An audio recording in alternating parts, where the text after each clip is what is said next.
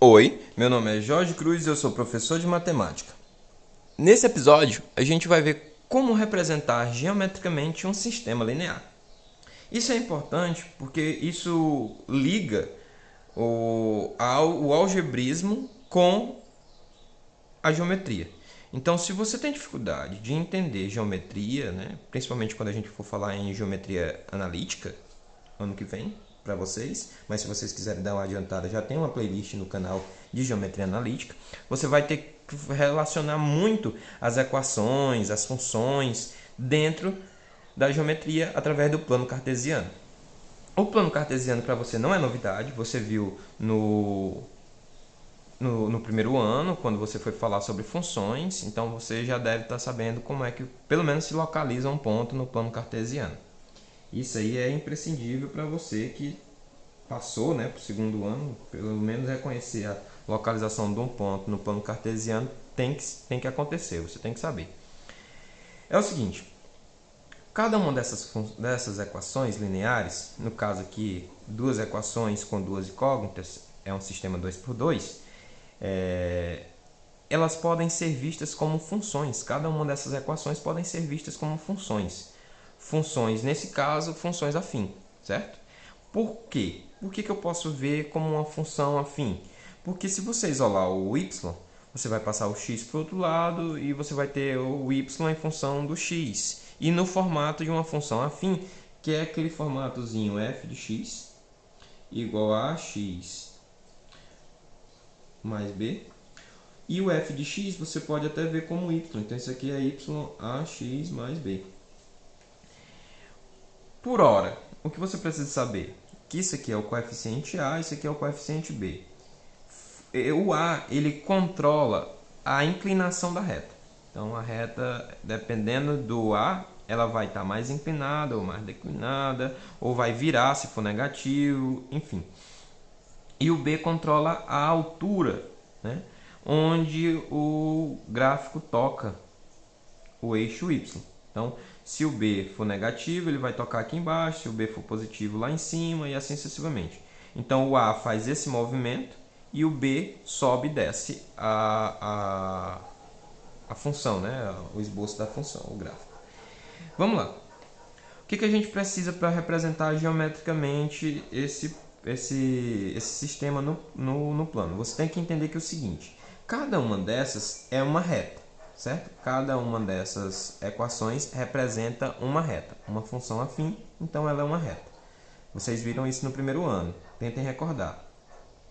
Se eu isolar o y, eu vou conseguir determinar onde é que é o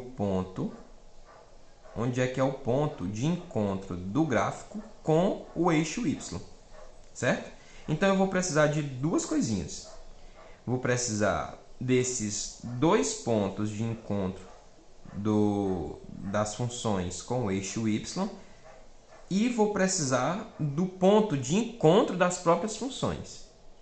Como assim, professor? Bom, se é uma reta, né, se cada uma dessas é uma reta, em algum momento elas vão se cruzar por serem concorrentes. É isso que é o sistema. O sistema diz que essas duas retas concorrem, ou seja, elas vão se tocar em algum ponto, e esse ponto é justamente o resultado do sistema. Espera, professor, vai com calma. Ó, vou pegar aqui dois pincéis aqui, duas canetinhas. Veja só. Cada uma dessas representa uma reta. Tá aí uma reta, tá aqui a outra, né? Vamos supor aí. Esse ponto onde as canetinhas estão se tocando é justamente o resultado do sistema, certo? O ponto onde as canetinhas estão se tocando é o resultado do sistema, onde o x desse ponto é o x do resultado e o y desse ponto é o y do resultado. Veja que, em algum momento, as retas tocam o eixo y, bem aqui a verde, bem aqui a vermelha. E justamente esses pontos vão ser os valores que vão estar aqui no B, certo? No termo independente, né? No termo independente não, no coeficiente independente. Termo independente é aqui na equação, coeficiente independente é na função.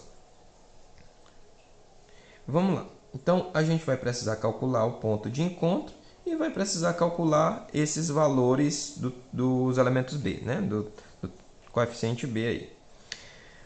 Primeiro, vamos resolver o sistema. Então, bora resolver o sistema aqui. Vou resolver o sistema, para isso eu vou criar um sistema semelhante, que aqui seja 2, para eu poder eliminar com o 2 que está positivo lá. Então, 2x mais 5y igual a 9.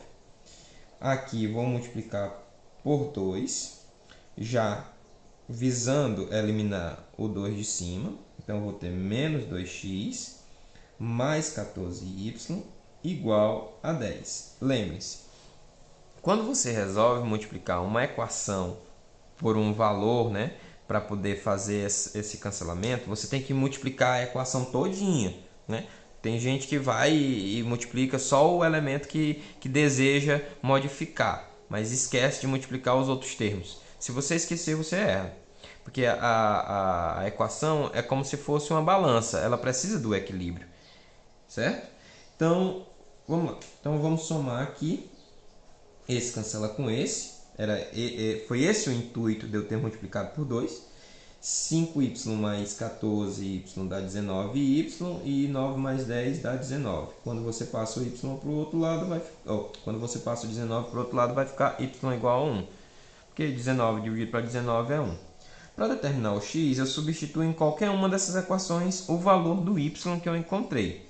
Eu vou escolher substituir na primeira. Então, 2x mais 5 vezes. Era para ser o y, mas eu já sei que o y é 1. Então, 1 igual a 9. Ou seja, nós teremos 2x mais 5 igual a 9. X é igual. Eu vou fazer rápido, porque aqui não tem mais espaço. Mas vai lá. 5 passa para o outro lado, fica menos. Então, 9 menos 5 fica 4.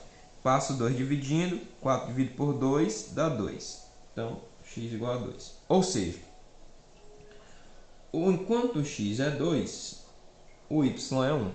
Esse ponto aqui, essa coordenada 2 e essa coordenada 1, né, o x e o y, é justamente o x e o y do ponto onde as retas vão se encontrar, certo? É justamente o x e o y da reta, do encontro das retas aqui, do ponto de encontro das duas retas. Eles podem estar mais aqui em cima, mais aqui embaixo, enfim. Mas ele está aqui no ponto 2 e 1. 2 para x, 1 para y. Então, ele vai estar mais ou menos aqui. Beleza? Esse aqui é o ponto 2 e 1. É o ponto onde as retas vão se tocar. Veja. Então, basicamente, elas vão fazer isso. Ok? Eu só preciso saber de onde cada uma parte, né? Da onde é que elas estão vindo. E para saber disso, eu preciso determinar os termos independentes, os coeficientes independentes aqui, o b, né? Para isso, eu vou ter que isolar o y em cada uma das equações, certo? Então, vamos lá. Na primeira equação, nós temos 2x mais 5y igual a 9. Vou isolar o y, eu terei 9 menos 2x sobre 5. Espero que tenha dado para acompanhar aí. Eu passei o 2x para o outro lado subtraindo, ele estava positivo em relação ao y, e o 5 que estava multiplicando eu passei dividindo. Para me determinar o b, eu vou precisar enxergar isso aqui separadamente, certo?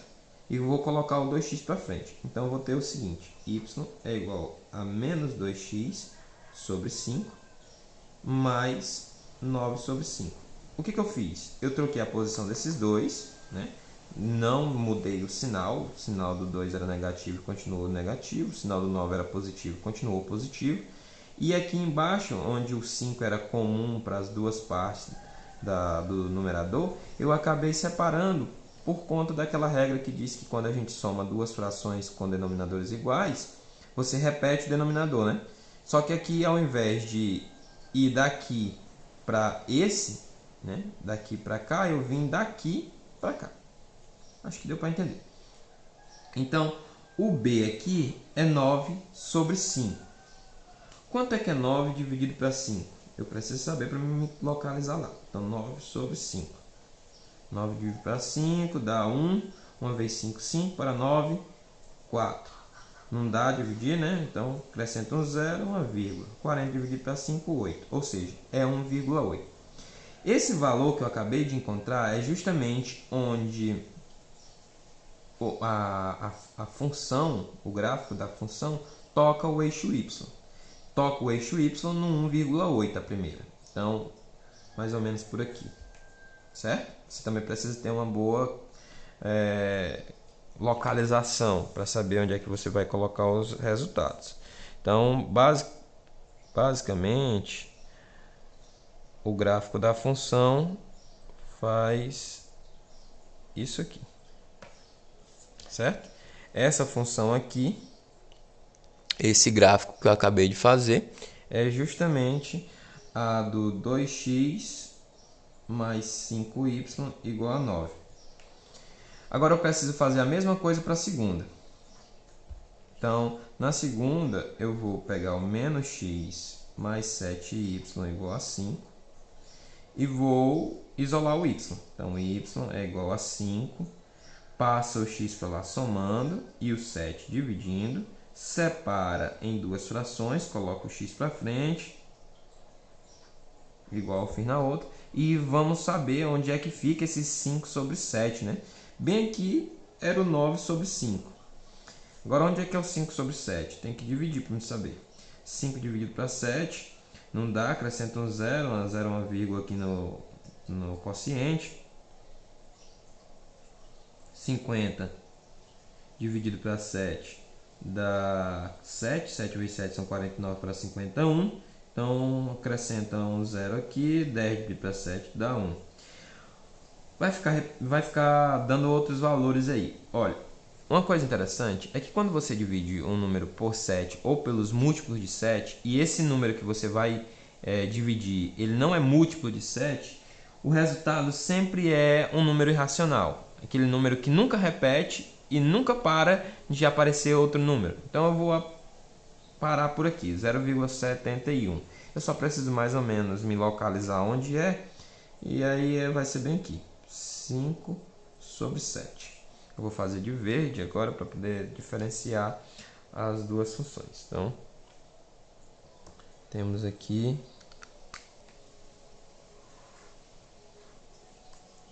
isso aqui. Pronto. Essa reta verde é justamente dessa equação. Então, toda função linear, né, toda equação linear é uma função afim quando tem duas variáveis. Eu espero que tenha dado para entender como é que você vai representar geometricamente. Tente fazer isso, tem alguns exercícios no livro, tente fazer isso aí. E toda vez que você tiver um sisteminha 2x2, esse que você sabe resolver, tenta fazer isso, certo? Pega aí um exemplo e tenta fazer isso aí, que eu tenho certeza que você não vai perder, não. É bom porque você já vai tendo uma noção de como vai acontecer a coisa no terceiro ano. Se você deixar isso aqui passar, não vai fazer tanta diferença para você no segundo ano. Não vai. Você vai conseguir resolver a maioria das questões. Você não precisa interpretar geometricamente o sistema no segundo ano para que você aprenda o que realmente interessa no segundo ano, que é resolver sistemas.